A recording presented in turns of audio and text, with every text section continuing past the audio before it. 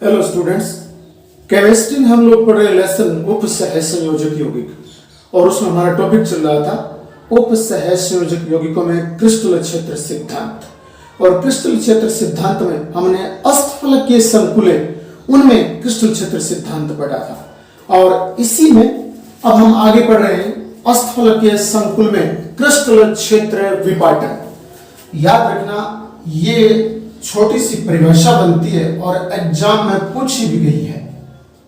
Crystal क्षेत्र विपाटन, और इसे यूं भी लिखा आता है क्रिस्टल विपाटन क्षेत्र या क्रिस्टल क्षेत्र विपाटन, एक ही बात है, कंफ्यूज मत होना। अब ये होता क्या है तो मैं समझाता हूं। देखिए इधर से कि हमने पढ़ा था कि धातु परमाणु के जो डी कक्षक है उनको हमने इस प्रकार से निरूपित किया था, और डी कक्षकों पर जब हमने कोई लिगेंड लगाया तो ये डी कक्षक थोड़े से उत्तेजित हो गए थे क्रिस्टल क्षेत्र सिद्धांत के अनुसार। और ये सिद्धांत आप जानते हो बेथे ने प्रतिपादित किया, तो ये सारी बातें हम बेथे के अनुसार पढ़ रहे हैं।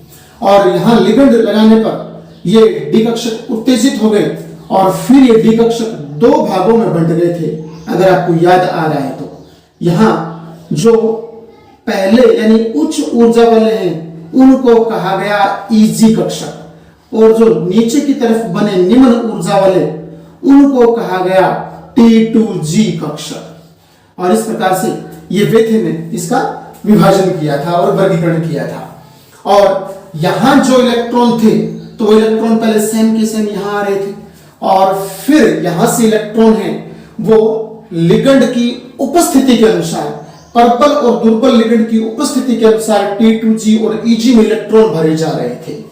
तो क्रिस्टल क्षेत्र विपाटन क्या है वो सुन लीजिए कि जब धातु परमाणु के डी कक्षकों का विपाटन होता है तो उच्च ऊर्जा वाले EG और T2G निम्न ऊर्जा वाले, यानी बोलो कि उच्च ऊर्जा वाले EG और निम्न ऊर्जा वाले T2G क्षेत्रों को, यानी इनके बीच में क्षेत्र है तो के बीच के क्षेत्र को और क्रिस्टल क्षेत्र विपाटन कहा जाता है।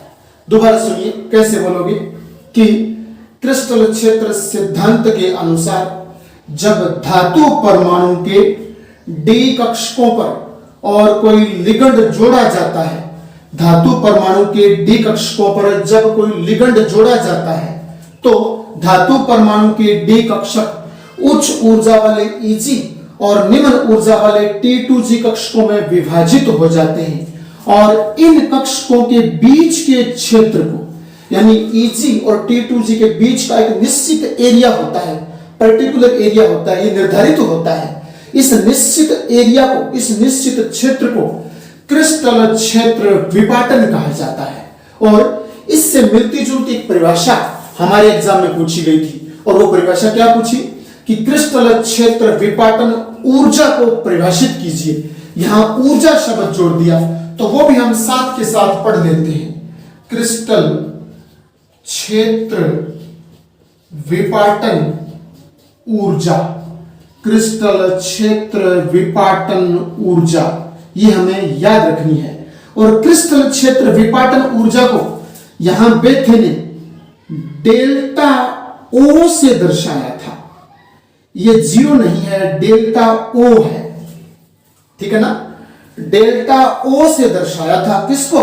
क्रिस्टल क्षेत्र विपाटन ऊर्जा को। यहां O का अर्थ है ओक्टाहेड्रल, ओक्टाहेड्रल का अर्थ है अष्टफलकीय संकुल की ये सारी बातें, यानी ये क्रिस्टल क्षेत्र विपाटन ऊर्जा केवल और केवल अष्टफलकीय संकुलों पर ही लागू होती है, तब उसको और डेल्टा O से दर्शाया गया। ये बात आपको याद रखनी है।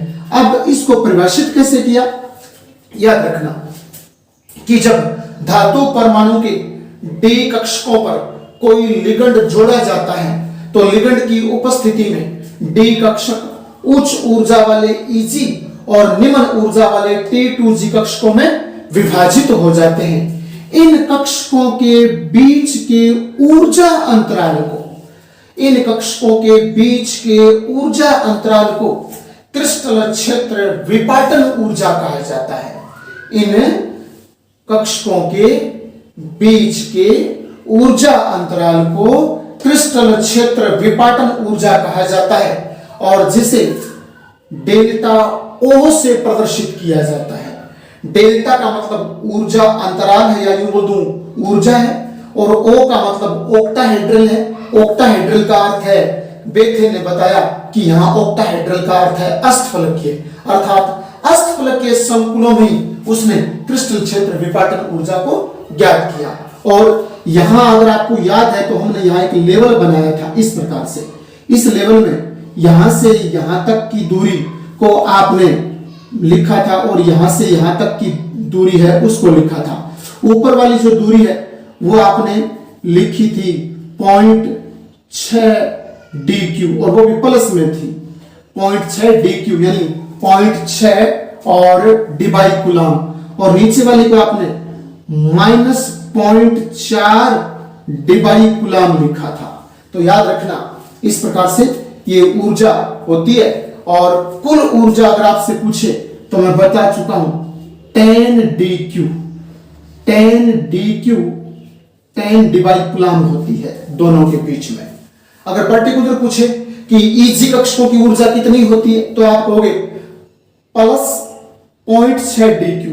अगर पूछे निम्न ऊर्जा वाले T2G कक्षकों की ऊर्जा कितनी होती है तो आप बताओगे -0.4 DQ। और अगर आपसे यूं पूछ ले कि इसमें कुल ऊर्जा कितनी होती है, Eg और T2G कक्षकों के बीच में कुल ऊर्जा कितनी होती है, तो आपको बताना है 10 DQ 10 डिबाई कूलम होती है। तो ये दो परिभाषाएं आपको याद रखनी है जिसमें से ये हमारे एग्जाम में पूछी गई है। और ये परिभाषा आप याद कैसे रखोगे, क्रिस्टल क्षेत्र विपाटन ऊर्जा, तो इसे बोलते हैं क्रिस्टल फील्ड स्प्लिट एनर्जी।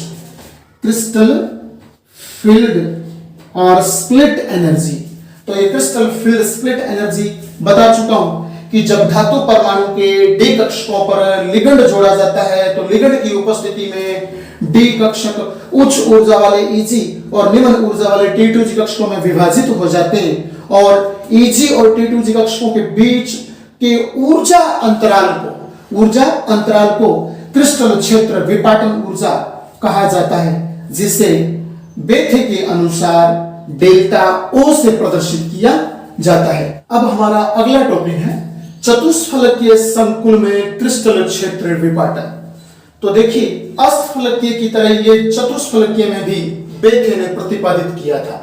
तो इसको समझने के लिए और रेखीय आरेख ही इसमें केवल बताया गया है, इसमें इलेक्ट्रॉनिक विन्यास नहीं बताया गया है, केवल रेखीय आरेख बताया गया है। तो रेखीय आरेख हमें याद रखना है और अष्टफलकीय से बिल्कुल विपरीत होता है। कैसे, जैसे बताता हूं कि बेथे ने कहा कि धातु परमाणु के जो पांचों डी कक्षक हैं वो समान ऊर्जा वाले होते हैं जिन्हें समभ्रंश कक्षक कहा जाता है, और इन कक्षकों पर जब कोई लिगंड जोड़ा जाता है तो ये कक्षक उत्तेजित हो जाते हैं, और उत्तेजित हो जाते हैं तो थोड़ा सा हम इनको ऊपर की तरफ दर्शाते हैं और फिर ये कक्षक विभाजित हो जाते हैं, विपाटित हो जाते हैं और विभाजित होकर के, और इस प्रकार से इसमें आपको याद रखना है कि T2G ऊपर की तरफ चले जाएंगे।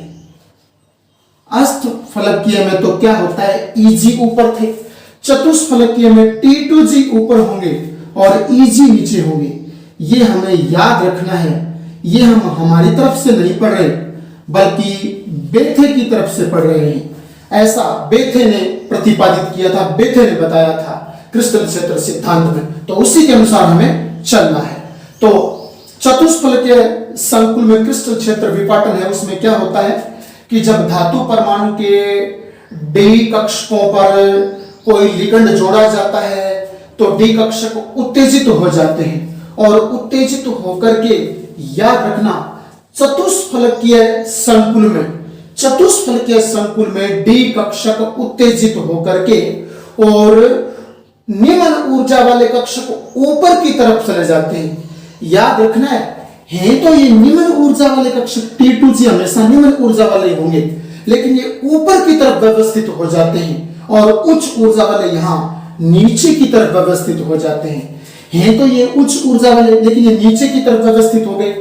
ये उच्च आपके ये निम्न ऊर्जा वाले जो कि ऊपर की तरफ व्यवस्थित हो गए। तो आपके ध्यान में रखना है कि पहले हम डिफाइन कर चुके हैं कि T2G हमेशा निम्न ऊर्जा वाले होते हैं, लेकिन यहां निम्न ऊर्जा वाले ऊपर की तरफ व्यवस्थित हो गए। Eg हमेशा उच्च ऊर्जा वाले होते हैं और यहां Eg उच्च ऊर्जा वाले नीचे की तरफ व्यवस्थित हो गए। किसमें? चतुष्फलकीय संकुल में। किसके अनुसार? क्रिस्टल क्षेत्र सिद्धांत के अनुसार और बेथे के अनुसार। तो ये बात आपको याद रखनी है। और ये वही सेम का सेम ऐसे हो जाएगा जैसे ये आपके Eg है, तो Eg हमेशा स्क्वायर वाले होते हैं, तो इसको तो जैसे dz कर देते हैं, तो इसको dx square dash y square कर देते हैं। और ये जो शेष बच गए इनको आप पहले को dx y कर देते हो, तो दूसरे को dyz कर देना, तो तीसरे को dxz कर देना। इस प्रकार से हम इनको लिख देंगे। और ये हमेशा 3D होते हैं और ये हमेशा लिगेंड की उपस्थिति में होते हैं, यानी लिगेंड की उपस्थिति में, और ये ऊपर की तरफ चले जाते हैं। तो यहां तो लिगेंड की उपस्थिति है, तो ये लिगेंड की उपस्थिति में उत्तेजित हो गए। यहां इन पर कोई लिगेंड नहीं लगा, लिगेंड लगाते ही ये इस अवस्था में आ गए। तो यहां लिगेंड की उपस्थिति है, यहां 3D अर्थात लिगेंड की अनुपस्थिति है, और इस प्रकार से ये विभाजित हो गए। और उच्च ऊर्जा वाले यहां नीचे की तरफ व्यवस्थित हो जाते हैं और निम्न ऊर्जा वाले यहां ऊपर की तरफ व्यवस्थित हो जाते हैं। ये रेखीय आरेख इस प्रकार से एग्जाम में हमें याद रखना है, पूछा जा सकता है। अष्टफलकीय का तो कई बार एग्जाम में पूछा गया है, चतुष्फलकीय का भी एग्जाम में पूछा जा सकता है। तो इतनी सी बात आपको यहां याद रखनी है। इसमें किसी प्रकार का कोई विन्यास नहीं बताया गया है और ना ही कोई प्रकृति वगैरह बताई गई है, और इतनी सी बातें आपको इसमें याद रखनी है। अब हमारा अगला टॉपिक है अष्टफलकीय संकुल में क्रिस्टल क्षेत्र विपाटन ऊर्जा, जिसे CFSE कहते हैं, crystal field split energy. Crystal field split energy, crystal क्षेत्र विपाटन ऊर्जा। और इसका सामान्य सूत्र है वो आपको याद रखना है, और एक कॉम्पिटिटिव एग्जाम में पूछा भी गया है कि अष्टफलकीय संकुल का निम्न में से क्रिस्टल क्षेत्र विपाटन ऊर्जा को प्रदर्शित करने वाला सूत्र है। तो आपको याद रखना है CFSE, आप याद रखना इस प्रकार से, यूं ब्रैकेट शुरू करोगे, -4 आपके n लिखोगे, ब्रैकेट में यहां T2G लिखोगे, प्लस का निशान लगा के 6 लिखोगे, n लिखोगे, और यहां Eg कक्षक आ जाएंगे, और इस प्रकार से कोष्टक बंद कर दोगे, और मात्रक dq डिवाई कूलम होता है। याद रखना है अष्टफलकीय संकुल के लिए आप लिखोगे -4n, n बता दूंगा यहां कक्षकों में इलेक्ट्रॉन की संख्या, n यहां पर आपको जो d कक्षक दिए हुए होते हैं उन कक्षकों में इलेक्ट्रॉन की संख्या n होती है, और n संख्या कौन से में? T2G वालों में। T2G वालों में n का अर्थ है कि T2G में इलेक्ट्रॉन की संख्या, और यहां n का अर्थ है Eg कक्षकों में इलेक्ट्रॉन की संख्या। इस प्रकार से -4n T2G plus 6n Eg, और कोष्टक बंद कर देना, dq डिवाई कूलम मात्रक लगा देना, और यह बन गया अष्टफलकीय संकुल में क्रिस्टल क्षेत्र विपाटन ऊर्जा का फॉर्मूला। इसके बाद में अब आता है चतुष्फलकीय में। तो चतुष्फलकीय में भी आपको याद रखना है, और 1 नंबर वाले प्रश्न में पूछा जा सकता है, ये आप थोड़ा ध्यान में रखना। कैसे करोगे? इसमें परिवर्तन करने से बन जाएगा CFSE बराबर, याद रखना यहां मैंने -4n लिखा है, आप यहां +6n लिख देना, बाकी वो का वो T2G है तो यहां T2G आ जाएगा, प्लस का निशान है वो अब माइनस हो जाएगा, और यहां ये वाला 4n यहां चला जाएगा। ये बात आपको ध्यान रखनी है। कहने का अर्थ कि ये 6n यहां आ गया, T2G तो सेम रहेगा, ये -4n इधर चला गया, और ये इसमें Eg सेम रहेगा, और उसके बाद में कोष्टक बंद करके और डिवाई कूलम लगा देना। इतनी सामान्य सी बात आपको याद रखनी है। इसमें भी यहां n है वो इलेक्ट्रॉन की संख्या है T2G कक्षकों में, और यहां n है वो Eg कक्षकों में इलेक्ट्रॉन की संख्या है। इस प्रकार से चतुष्फलकीय क्रिस्टल क्षेत्र विपाटन ऊर्जा हेतु ये फॉर्मूला काम में लेंगे, और अष्टफलकीय संकुल में क्रिस्टल क्षेत्र विपाटन ऊर्जा हेतु ये फॉर्मूला काम में लिया जाएगा। और याद रखना यहां n कक्षकों में इलेक्ट्रॉन की संख्या, कक्षक कौन से दिए हुए ब्रैकेट में कि यहां n T2G में है और यहां n EG कक्षकों में है। तो इतनी सी बात आप याद रखना, और ये एक कॉम्पिटिटिव एग्जाम में पूछा भी गया है, तो 1 नंबर वाले में यहां भी पूछा जा सकता है।